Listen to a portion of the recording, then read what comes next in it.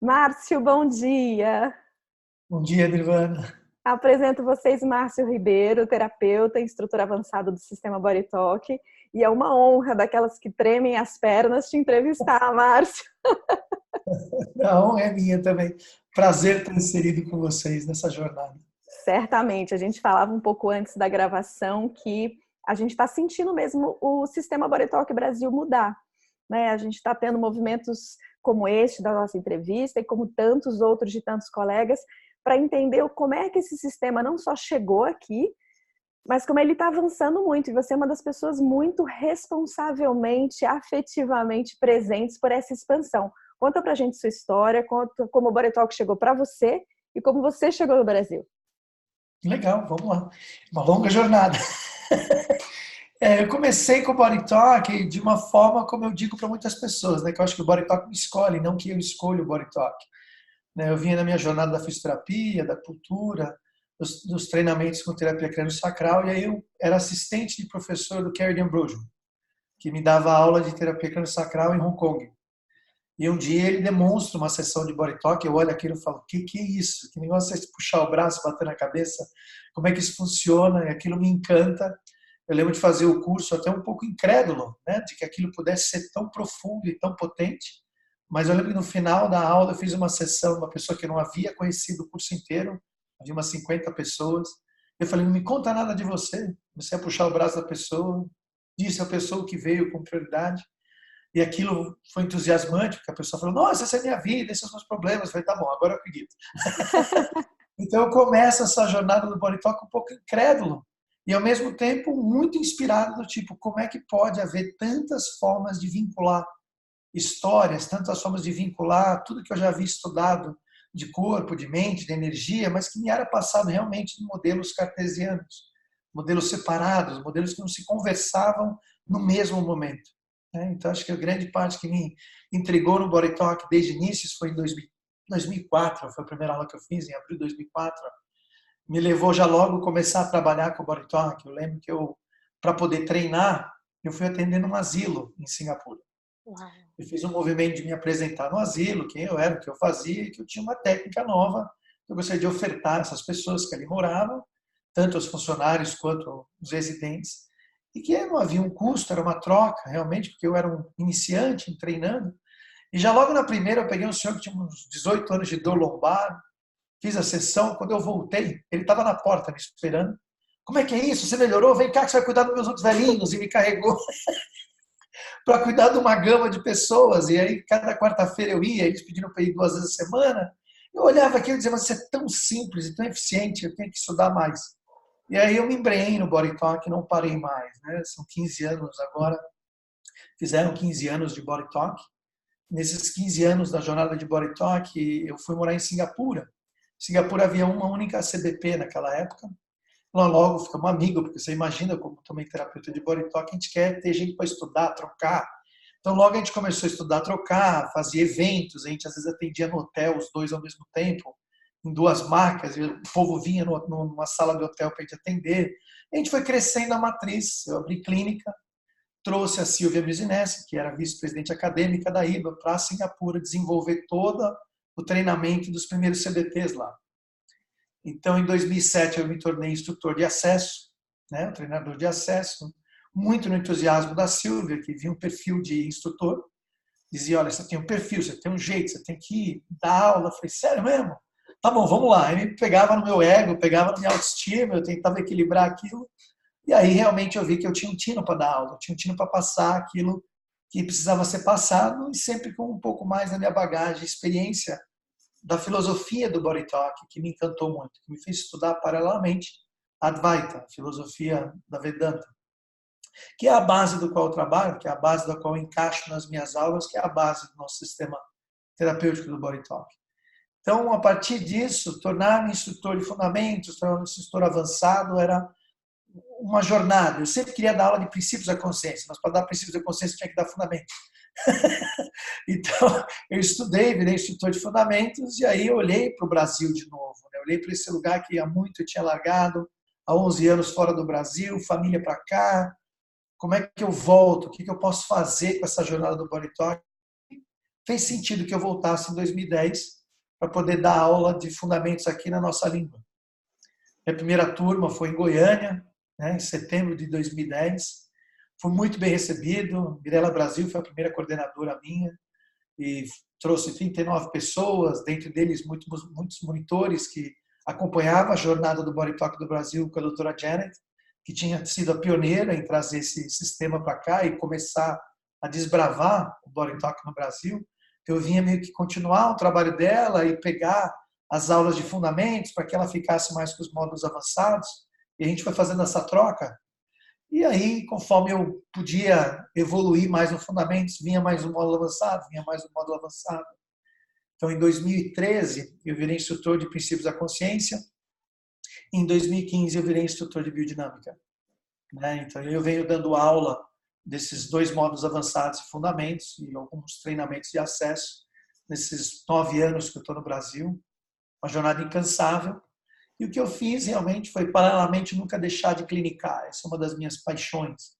Eu acho que o que me torna um melhor instrutor é eu tentar ser um melhor terapeuta e buscar ser um excelente paciente, que eu sempre falo em aula. Né? A gente pode ser um ótimo terapeuta desde que a gente seja um excelente paciente de Body Talk. Então, essa jornada continua andando nessa linha paralela. Né? Eu não deixo de ter o espaço clínico, atender as pessoas num a um, né? Mas gosto muito da jornada de instrutor ao mesmo tempo. Mas eu vejo como um correlacional. Os aprendizados de clínica me ajudam muito em transformar o material para vocês, alunos, né? E passar essa informação pelos meus filtros, com certeza, como todo instrutor faz, mas tentando honrar justamente o fundamento, os princípios do Body Talk. Perfeito. E como você já bem explicou, então, para quem está assistindo, por acaso tenha caído na sua entrevista pela primeira vez, você já nos presenteou com o sistema complexo como um todo, né? Que uma das portas de entrada vai ser o acesso, vai ser o fundamentos, e tem todos esses cursos avançados. E hoje você é o único instrutor avançado em língua portuguesa aqui para o nosso dispor e para o nosso deleite. É um professor muito querido, né? Um mestre de muitos corações e de muitos processos, né? E acho que isso é uma arte, né, Márcio? Conta pra gente um pouco como é que você se sente nesse lugar que lhe foi visionado, né? Essa facilidade da pedagogia, do encontro do afeto, do aprender e do mostrar ao outro o caminho escuro do qual ele vai sozinho depois, né? Como é que é isso? Como é que é essa arte para você, que muito embora esteja correlacionada à clínica, é muito notável como você articula em sala de aula os seus conhecimentos? Como é que é isso? Eu acho que minha inspiração é o Dr. John, né? Quando eu olho por que ele deixa um sistema dessa magnitude aberto para todas as pessoas, né? Isso sempre me foi uma pergunta que ficava ali, nunca respondida, né? Como é que ele consegue que essa complexidade toda, que exige por trás um estudo, né? Que você estude anatomia e fisiologia, que você estude outros modelos terapêuticos, que cada técnica te excita em estudar, seja para todo mundo. E isso me colocou muito na postura de que tipo de terapeuta eu queria ser. E justamente o terapeuta que eu gosto de ser é aquele que vê todo mundo como igual. Porém, cada um despertado em sua diversidade de conhecimentos. Então, eu busco muito nas aulas trazer para as pessoas de que não é para se compararem comigo como instrutor. E não buscarem a ideia de que eles têm que fazer Body Talk como eu faço. Mas sim buscar, a partir do espelho que eu represento ali, olhar para a sua própria história e integrar suas experiências de história, suas vontades escondidas de, às vezes, ser terapeuta, de ser um profissional da saúde e ir atrás desses movimentos. Obviamente, como todo profissional de saúde, você sente esses impasses que alguns alunos têm quando eles vêm do movimento leigo para dentro do sistema do Body Talk. Eles se questionam muito, como é que eu vou poder ser um terapeuta? Como é que se torna um terapeuta? Eu não tenho que fazer uma faculdade, eu não tenho que ter uma profissão.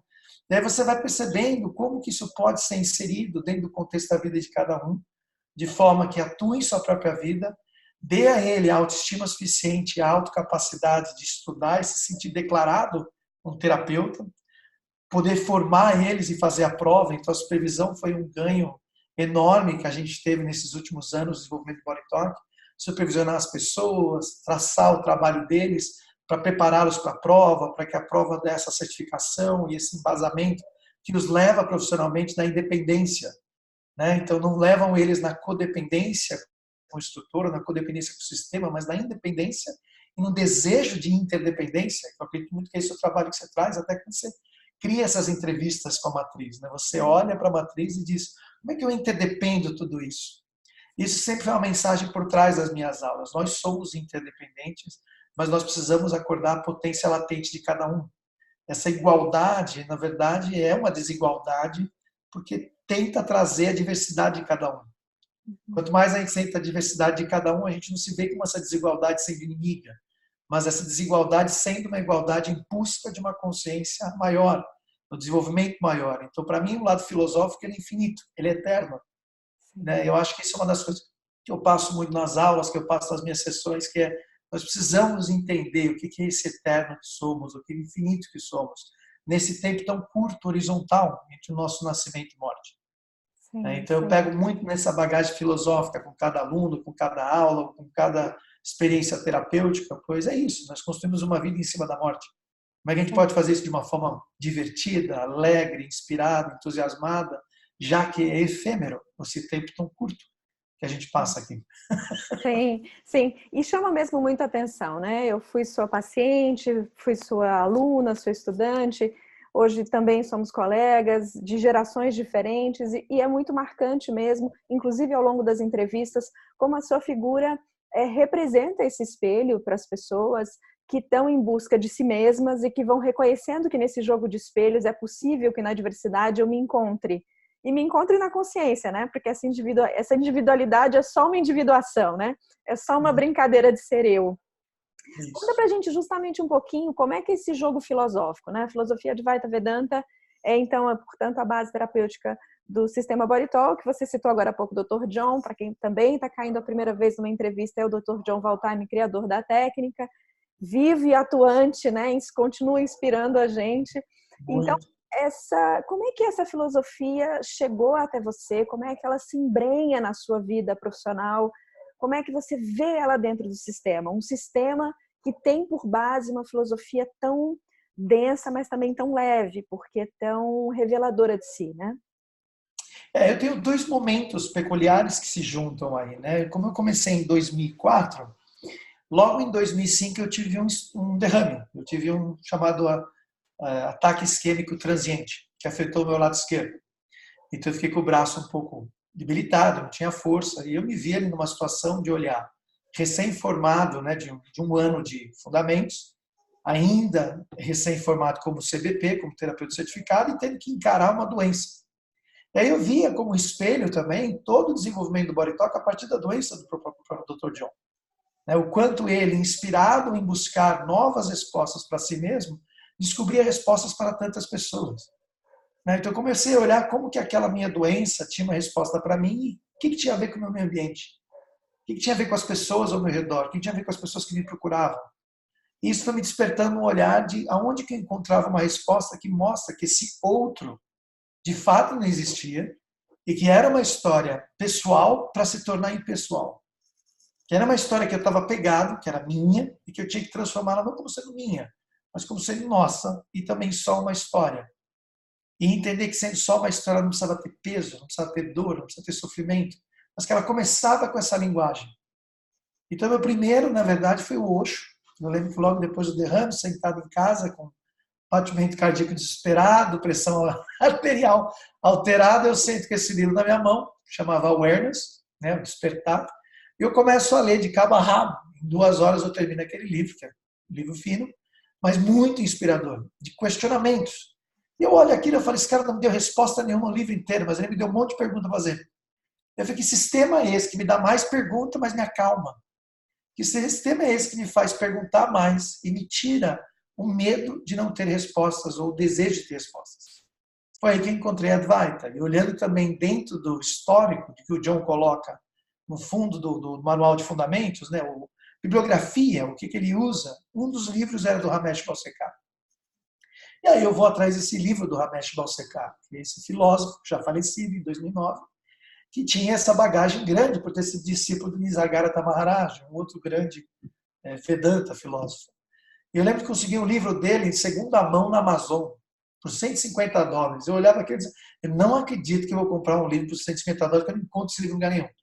Mas esse livro, chamado Conscious Speaks, do Ramesh Balsekar, virou meu livro de cabeceira. E transformava o meu dia, fazia meu dia virar momento. tempo. Fazia eu colecionar conceitos, entender conceitos, e transmutar conceitos, versus analisar a minha vida como uma vida pessoal, com o meu ego. Começava a transmutar essa ideia de ego, de pertencimento. Eu tinha meu papai e minha mamãe, eu tinha minha história, eu tinha minha cultura, mas eu não sou essas coisas. Eu estava ali tendo que questionar muito dessa identidade. Eu acho que uma das coisas que a Vedanta mais me deu foi questionar essa necessidade de que a gente passa uma vida inteira tendo que ter identidades para conviver socialmente. Como se a gente não pudesse ser algo na sociedade sem uma identidade. Então, hoje, quando alguém me pergunta o que sou, o que faço, não tem muito a ver com quem eu nasci, ou de quem eu vim, ou de cultura eu sou.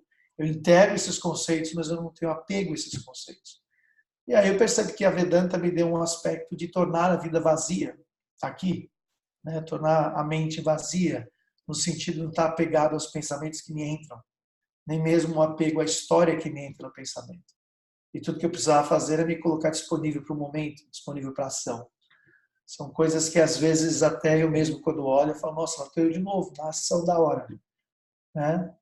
Então, acordo às 5 da manhã, venho atender às 7, trabalho no final de semana dando aula, às vezes 15 dias direto, porque a sensação de tempo transmuta-se, ela não tem uma sensação de antes e depois, então um agora constante. Eu acho que isso é o que eu embaso muito nas técnicas do Body Talk, na filosofia do Body Talk. Eu vejo esse potencial quando a gente tem a palavra vínculo. É uma coisa que mais me encanta em manter-me, eu não encontro outra técnica que me traga essa transformação filosófica e técnica ao mesmo tempo. Eu digo que o Body Talk consegue juntar a consciência dos números e a consciência das letras ao mesmo tempo. E se a gente olhar a consciência dos números, ela é infinita e as letras são finitas. Então, tentar trazer essa infinitude para as letras. Né? Minha filha, recentemente, de 4 anos e meio, né, a Vitória, batendo papo comigo no café da manhã, falou, papai, eu gosto muito dos números, porque os números são infinitos. Eu falei, é mesmo, filho, que legal. Eu falei, as pessoas têm que aprender a virar números. Eu olhei para ela e falei assim, como assim, filho? Como é que as pessoas vão aprender a virar números? Fácil, pai, é só pegar o elevador. Então, quando eu olho essa simples analogia de uma criança de 4 anos e meia, já Vedanta em seu processamento. Eu começo a entender que todos nós, de forma como criança, não éramos fora da Vedanta. Nós somos almas enriquecidas de conhecimento, mas doutrinadas a perder essa sensação. E não há como quebrar essa hegemonia. Isso é uma história humana. Eu nasço consciente, eu perco a consciência, eu desperto ela de novo e eu morro. E assim vai o ciclo da vida. Então, aprender a ver isso como algo potente e não como algo irrelevante, não uma perda de tempo, não um cansaço. Puxa, mas eu não consigo mudar isso? Não, não consigo. A criança tem que formar seu ego e desconstruir. Mas antes dela ter o ego formado, ela tem uns insights que você fica assim olhando. Pronto, pura Vedanta, é pura Advaita. Não importa que cultura ela venha. Sim, que ela vai levar para a vida com o ego aumentado, inflamado e com a sua jornada de desfazimento desse ego. Né? Eu vou dar uma pausa aqui, a gente já retoma. Legal. Vamos retomar a partir desse lugar, que era onde eu estava indo agora há pouco, enquanto eu te ouvia, antes dessa pausa, de que, de fato, a filosofia Advaita Vedanta, na nossa prática terapêutica, ela acaba nos convidando a levar inevitavelmente para a vida. Né? Como você sabe, eu venho de uma área de origem onde um dos debates da arte é a relação entre arte e vida. E para mim fica tão pulsante como na terapia, isso também é um compromisso de alma. Né? Como a nossa prática terapêutica é também uma prática de vida, é essencialmente uma prática de vida, portanto, ela invade a vida. A gente tem aí uma filosofia que nos convida a invadir pela nossa prática a vida como ela de fato é. Né? Não há de forma nenhuma essa dissociação do trabalho terapêutico, clínico da nossa própria vida. Então conta pra gente um pouco, além dessa imagem linda que você compartilhou da Vitória, conta pra gente um pouco como foi também esse desenvolvimento do que você teve logo no primeiro ano de formação, de você mesmo, não só fisicamente, mas de tudo o que significa para você. Você já deu uma pista aí de como você lida com o tempo, que é esse tempo incansável. Conta pra gente um pouco como é que o Body Talk e essa filosofia invade sua vida pessoal, de forma que a gente possa se inspirar por isso também. Então, baseado naquele derrame, eu tenho que tirar um tempo para mim mesmo. Né? Então, eu comecei a ter um tempo de 6 meses no total, mas que os 3 primeiros meses eu fiquei 16 horas meditando por dia. Eu dormia muito pouco, porque eu dormia assustado, com medo, achava que ia ter um derrame. Acordava, levava minha filha mais velha, a Lesedi, que hoje tem 15 anos de idade, para a escolinha, tomava meu café na volta e ficava meditando o resto do dia inteiro. Eu fazia a recuperação de yoga, eu lia Osho, eu lia Tony Robbins, eu lia Ken Wilber, eu ia em filósofos e movimentos. Eu não tinha ainda Ramesh. Ramesh vai entrando aos poucos, né? Que aí foi quando eu descobri sobre ele. Ele entra ali mais na finalzinho da minha recuperação, mas aí ele entra avassalador. E eu começo a perceber que realmente existia um contrato que eu fazia com essas pessoas no Cada Encontro. Elas me contavam a partir da história delas espelhamentos da minha história. Eu ia então percebendo que no trabalho do sistema do Body Talk era importante que eu desistisse dos meus espelhos, que eu desistisse das minhas pautas, que eu desistisse dos meus desejos incansáveis, de uma mudança do mundo, uma mudança das pessoas, um desejo do mundo bonito e perfeito. Isso era difícil, né? Eu sou um fisioterapeuta, eu era um controlador nato. De corpos, inclusive. Como controlador nato, quando uma filosofia diz para mim, você não tem controle de nada, eu dizia, vocês estão doidos, como assim? Então eu brigava muito nos hospitais, como fisioterapeuta, eu era incansável nos tratamentos das pessoas na UTI, eu era incansável nos tratamentos de recuperação, e isso me chocava quando a humanidade das outras pessoas não tinha a mesma compaixão, empatia e melhorar aquele ser. Eu vinha de um histórico familiar de muita empatia e muita compaixão, baseado nos meus avós maternos. Meu avô materno, ele era um xamã, ele era um médium inconsciente, ele fazia passes, ele dava limpezas, ele fazia coisas que a gente chama de mística ou esotérica dentro de uma visão religiosa, mas que eram provas da nossa vida familiar, de que milhares de pessoas eram gratas pelas curas que ele fazia. Meu avô não era um terapeuta, não era um médico, ele era um eletricista, ele foi o primeiro eletricista da Sears, né, aqui no Brasil. Ele era um cara crânio de resolver televisões, geladeiras. Eu via com um carrinho de plástico, saía com um carrinho eletrônico quando eu tinha 5, 6 anos de idade. Então eu tinha uma inspiração muito grande nele, mas uma voz intuitiva dele também, que sempre me dizia, busque o conhecimento, busque uma forma de que toda essa sensação mística, esotérica morra. E você perceba que não existe um misticismo e nada esotérico, mas uma prática que pode ser até considerada científica, xamânica científica, que é muito como eu percebo o Body Talk, um xamanismo científico, né? Onde eu posso então integrar essas filosofias todas, eu posso questionar meus espelhos, eu posso tirar as minhas pautas e perceber que de fato são só pautas que nos amarram aqui. E eu percebo muito uma sensação de que cada vez mais a humanidade morre de forma degenerativa e menos de forma orgástica, como se morriam muitas vezes na jornada da vida, na jornada da alma, os xamãs, né, ou os índios, ou toda uma bagagem histórica de pessoas que apenas dormiam e morriam, né, que viravam para o lado e sua última respiração acabava. Ou tinham um orgasmo, realmente transcendiam para algum lugar e acabavam. Então, acho que se tornou, de certa forma, uma pauta pessoal. Eu quero uma vida orgástica, eu quero uma morte orgástica. Mas eu não quero uma morte orgástica para um derrame, que foi o que eu descobri lá em 2005. Eu não quero algo rápido, que eu mova assim. Eu quero morrer conscientemente. E eu comecei a ver que a Advaita fala dessa morte consciente, a partir da morte do falso ego. Essa morte do falso ego, para mim, é a morte das nossas pautas.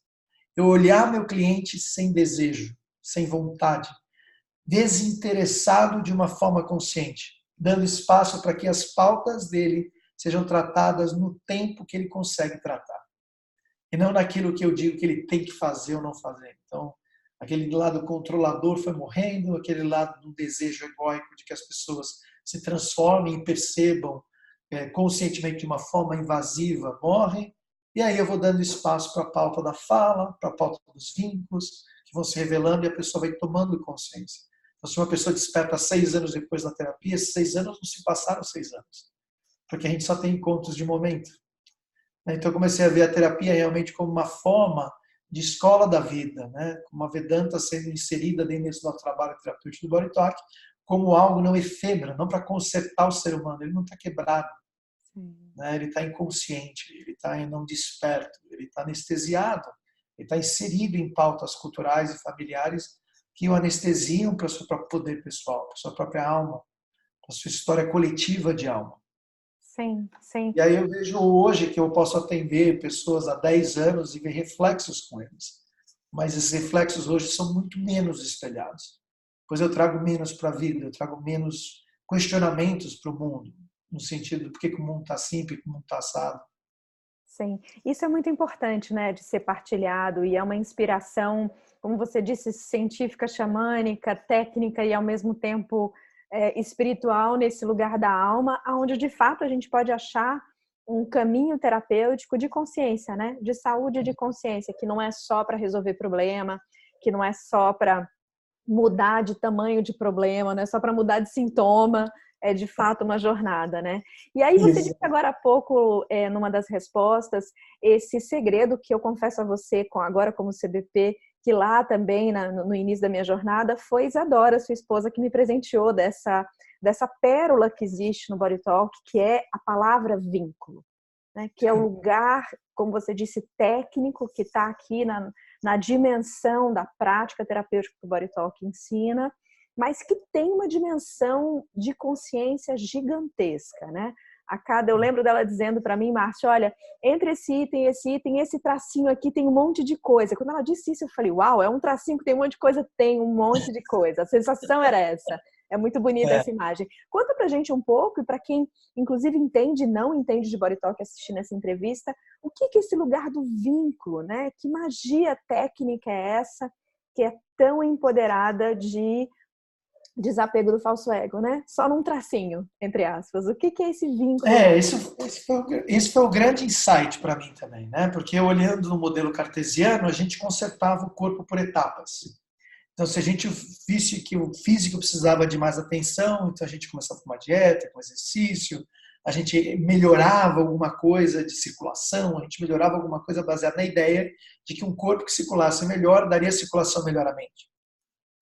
Mas na parte prática você vê que isso não acontecia, porque se a mente ainda estava intoxicada, cheio de ideias, aquele corpo desintoxicado logo adoecia novamente.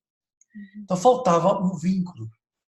É isso que o vínculo do Body Talk me representa. Cada vez que eu olho para um vínculo que eu posso trazer de um modelo de corpo, mente e espírito, quando nada está separado naquela equação da saúde, quando o corpo não é só bioquímico, bioelétrico, biodinâmico, mas ele é chakras, ele é meridianos, ele é pensamentos, ele é ideia, ele é conceitos, ele é cultura engessada em você, o vínculo revela todo esse engessamento. E o que acontece por um despertar de consciência, que naturalmente o paciente Body Talk vai ter, é que vai trazendo de dentro dele aquilo que de fato ele é. Recente, a Vitória me dá uns insights, porque mais e mais ela se declara como uma terapeuta em formação. Né? Recentemente eu trouxe para ela uma percepção sobre trazer as coisas da cabeça para o coração. E era uma questão que ela estava sentindo magoada com os pensamentos dela, dizendo, pai, não sai da minha cabeça. Eu dizia, filha, então vamos trazer para o coração, que aí você transmuta isso, que é uma das identidades do Body Talk, né? Trazer para a individuação. E ela disse assim, não, pai, se eu trouxer isso que está aqui, vai ficar preso aqui. E aqui a gente só pode trazer as coisas boas.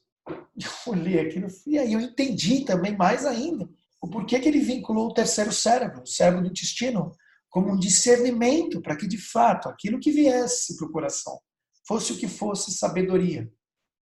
E não o que é mentira. E não o que é máscara ainda. Então é como se o vínculo me deixasse nítido das máscaras, das mentiras. Para que quando eu trouxesse isso para a individuação do coração, agora discernido ainda mais pelo intestino, ainda mais diluído de sua separação do puro e impuro, o que ia brotando no coração de cada pessoa é aquilo que apenas é, que não tem agenda, que não tem vontade, que não tem pauta, que não está aqui para consertar o mundo, que está aqui e compreende que isso é só uma história dinâmica e que todo mundo vai ter que fazer essa passagem, mas o como você pode fazer essa passagem. Né? Eu acho que uma das coisas mais maravilhosas do vínculo é que vai te dando uma oportunidade do como. O como fazer essa transição de forma prazerosa, alegre, entregue, sem medo, né? Sem justificativas, sem culpas e vergonhas, mas apenas entregue essa experiência, assim faça a passagem. Sim, de Né? E toda a fato. dinâmica, vínculo, né? Que traz dinheiro, trabalho, família, doenças, eles só vão revelando as falsas máscaras da nossa experiência, que tão efêmera, mas que todos temos que passar. Inclusive a pequena Vitória vai ter que eventualmente deparar com os dilemas que ela na alma traz, que não são da minha filha, pois essa minha filha não existe. Né? Sim, É a sim. filha que está aos meus cuidados. Uma hora ela vai ter que aprender a cuidar de si mesma. Sim, sim.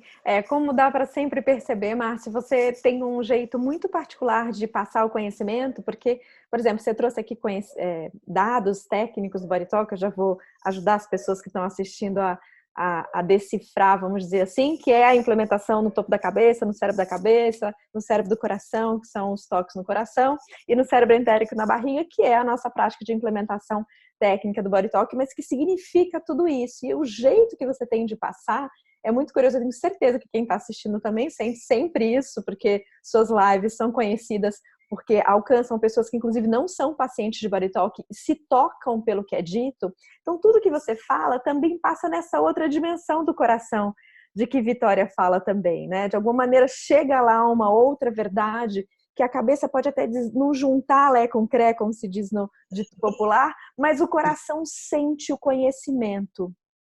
Né? Como é que é isso na sua prática profissional? Como você vê isso na sua maturidade da qual você já se encontra? Queria só destacar nesse instante que você parece ter começado sua formação poucos meses antes que o Body Talk chegou no Brasil, que foi no segundo semestre de 2003, né? Então tem aí algumas sincronias que vão de fato mostrando que a sua maturidade, Márcio Ribeiro, instrutor avançado de Body Talk no Brasil, terapeuta, coincide com essa pergunta que eu quero fazer agora. A gente tem uma maturidade do Body Talk acontecendo, né? E Sim. ela é desse lugar de entender que o conhecimento e essa dita cura, ou esse dito reequilíbrio, essa expansão de consciência que o sistema se empenha, vem pelo coração, né? Conta pra gente um pouco como é que essa maturidade de conhecimento que é técnico, mas que também é de coração, tá aí agora, 15 anos de Body Talk no Márcio. Eu acho que uma das coisas que demorou mais para defragmentar é justamente um conceito que a gente carrega como ser humano, que é a ideia da escolha. Eu ter o poder dessa ideia de livre-arbítrio, escolha, é uma das, talvez, das crenças mais difíceis da gente se desapegar. Porque há um desejo de fazer uma jornada e pensar que você pode conseguir escolher melhor ou escolher certo. Né? E que dessa forma você vai ter menos aflições ou menos dor. Eu acho que a maturidade me trouxe, não é menos dor ou menos aflição, mas é questionar a dor e a aflição que no momento se aparece. Então, minha vida ela é uma contínua jornada, sem início, meio e fim, sem necessidade de escolher qual é o meu próximo evento, qual é a minha próxima experiência. Mesmo assim, eu jogo a experiência, como todo ser humano, fazendo escolhas. Né? Faço planos, coloco aulas online, monto meu instituto, né? Faço escolhas com a família, vamos por aqui, vamos por ali, venda, compra. Essa vida paralela ilusória, mas tão necessária, porque estamos aqui inseridos e precisamos tomar, né, a responsabilidade da escolha, mas não o fardo da escolha.